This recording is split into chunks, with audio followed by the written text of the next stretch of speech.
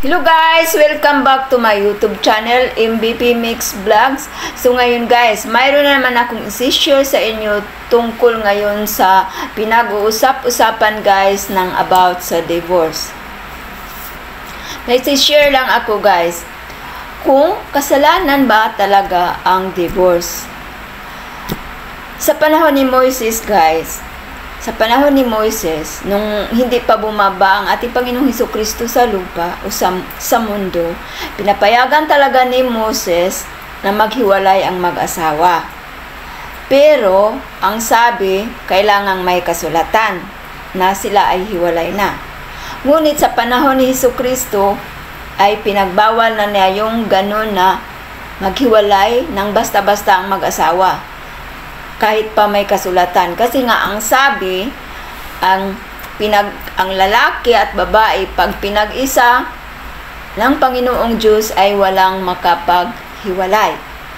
Pero guys, mayroong option. Mababasa natin ito guys sa Mateo 19 verse 9. Tandaan nyo yan guys ha. Kung may Biblia kayo, buksan ninyo yan at intindihin ninyong mabuti kung ano yung nakasulat dyan. Matthew 19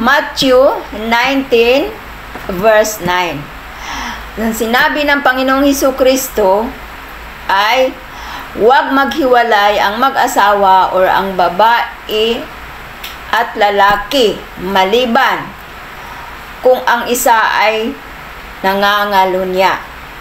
So ang ibig sabihin guys, pwede pala talaga maghiwalay kung ang dahilan o ang rason ay isa sa mag-asawa ang nangangalunya.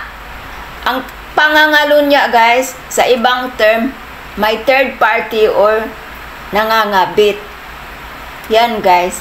So ngayon guys, kung naguluhan ang mga kaisipan nyo guys, isipin nyo lang na pinapayagan pala ng ating Panginoong Hesukristo sa panahon niya na maghiwalay ang mag-asawa basta ang rason ay third party or pangangalunya or ang pangangabit. So ngayon guys, ayan guys, kaya kung may nagtanong man or ang tanong man ay ganito, kasalanan ba ang diborsyo o divorce? Ang sagot guys ay hindi kasalanan kasi depende yan sa sitwasyon. So ngayon guys, kung sino man dyan na gustong mag-divorce, kasi malapit na yung malapit na yung ipatupad guys. Isang tunog na lang, ipapatupad na ang batas. Mapapasa na ang batas sa bansa natin. Ang batas na divorce o diborsyo.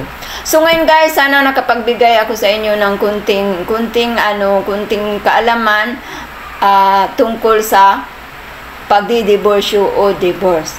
So sana guys, subaybayan ninyo ang munting vlog na to. I hope you understand my vlog and don't forget to hit the notification bell so that you're always updated in my video and subscribe na rin. Bye for now guys!